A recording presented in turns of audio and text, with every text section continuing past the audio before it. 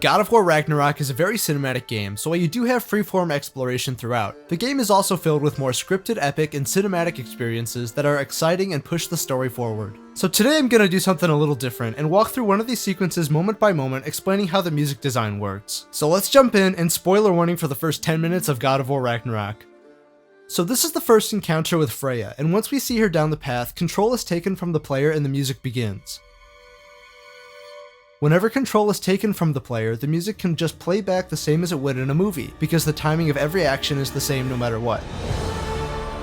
As Freya jumps onto Kratos' shield, we get our first QuickTime event and our first illusion of urgency. Whether or not you press the button, Kratos will push Freya off at the same time, so the music can just play back with the same timing either way. We then move into the sledding sequence. Although you have some directional control, you can't affect the speed at which the sled moves down the path, so the music will be able to continue linearly. Freya then comes back for her next attack, and the melody can come in right on cue because the music has been linear so far. We now get a button mashing QTE, but how fast you get past it won't affect the progression of the music. It will affect the timing of the next few moments in relation to the music, but these moments don't require precise musical hits, so that's not a problem. You can actually die in this and other moments, and if you reload, you'll get an action vamp here instead of the big string melodies that happen usually. This might be because moving right into the melody might be jarring or unnatural sounding without the context of the previous music. The music gets back on track when it transitions to the next section in the forest.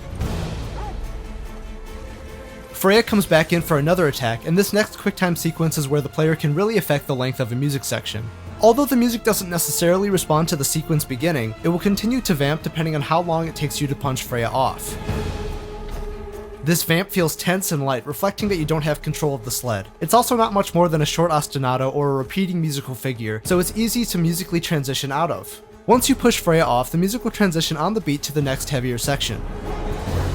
Beat or measure lock transitions sound very musical, but waiting for the beat can affect the timing of the music. That's fine in this case because of the next way the music transitions. Freya comes down one last time and stabs Kratos in the shoulder as we hit a button mashing QTE. The music transition here is not beat locked and comes in exactly when needed to. It uses a huge drum roll to hide this abruptness.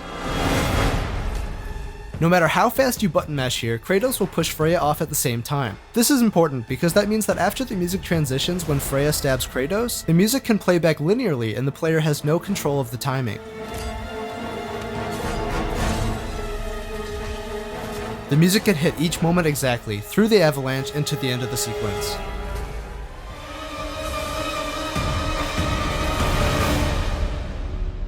Like other sequences in God of War Ragnarok, the music system uses a combination of interactive music techniques and the illusion of urgency or control to make sure that the music always fits and supports the epic action on screen. And for music and sound for your game, check out lipkinaudio.com.